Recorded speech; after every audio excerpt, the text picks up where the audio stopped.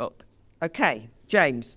It's a privilege to be here because I'm essentially the antithesis of somebody who is queer. I am that straight, white, cisgender man that they talk about. Look, I've been speaking on these panels for a few years now, and usually I have to spend time crafting striking arguments to try and persuade you, the audience, to come around to my point of view. But not this year, because for this topic, I can simply let the facts speak for themselves. Now, as was referenced in the blurb for this session, the term queer has multiple meanings. It's gone through various revisions over the years. Well, one lesser-known definition of the term queering is to ruin or spoil something. And in my submission, that is precisely what will happen if we allow society to be queered. It will be ruined and spoiled. Now, some of what I'm going to read out now is crude, even shocking, but I think it's important that you hear it. And so here are just some of the examples of queering that we have witnessed over recent years. Cambridge University Press published an article entitled LGBTQZ. In case you were wondering, the Z stands for zoophilia, which is another term for bestiality, human beings sexually abusing animals. The article argued that the Z should be brought into queer theory in order to bring about, quote, the revolutionary power of love. This is abusive. Children's charity Mermaids ran a residential weekend for young children. Speaking about the weekend, one of the staff members described watching a young pubescent girl trying on a breast binder for the first time, saying that it made her queer heart sore. This flies in the face of child safeguarding. The Edinburgh Fringe Festival put on a performance called Blowhole, described as a celebration of queer life and love, teaching audience members how to, quote, perfect the perfect bumhole selfie in the work toilets. I despair. This is crass and crude. Former Labour Party MP Lloyd Russell Moyle was pictured wearing a t-shirt that read, not gay as in happy, but queer as in fuck you. This is aggressive. Stonewall put out a paper called Queering Atrocity Prevention, in which they argue that queerness could have prevented the invasion of Ukraine. This is nonsensical. The National Association for Special Educational Needs ran an event called ADHD and Queer Culture, and the guest speaker was a sexualized drag queen. This is grooming.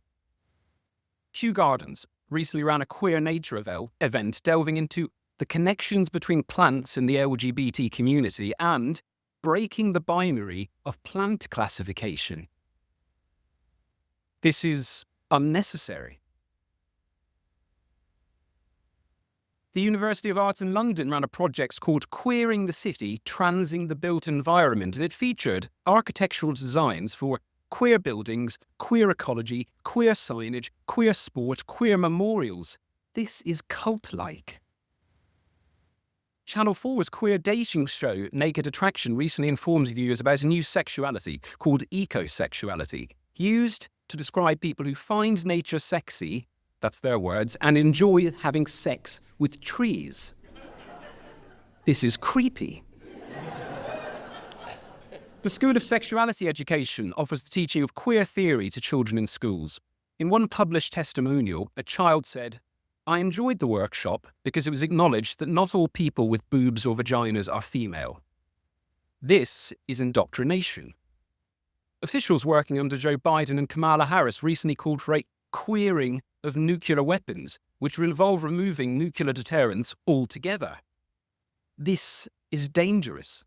And finally, in a BBC documentary about the sexual atrocities committed by Bill Cosby, they interviewed a queer, non-binary sex therapist who told viewers that she looked forward to, quote, creating a sex-positive world where someone is able to pay conscious women to come and be drugged for a fetish for having sex with unconscious people.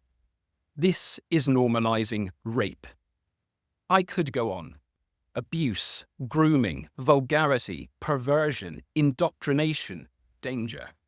In truth, I don't need to add any spin or rhetoric to these examples. They speak for themselves. What was once thankfully confined to Pride Month is now a 365-day-a-year feast of misery. In an attempt to be more accepting and to right historic wrongs that undoubtedly occurred, we have overcompensated and swung the pendulum too far in the opposite direction. As I, for my sins, watched last London New Year fireworks display, I saw that Mayor Sadiq Khan had included a message which lit up the sky and read, "We're queer and you better get used to it." Or what, Sadiq? I won't get used to it.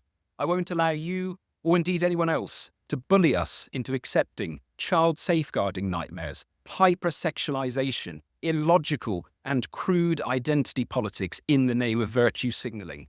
As far as I'm concerned, in the modern sense of the term, a queer society is a ruined society, and the sooner society wakes up and realizes it, the better, before it's too late.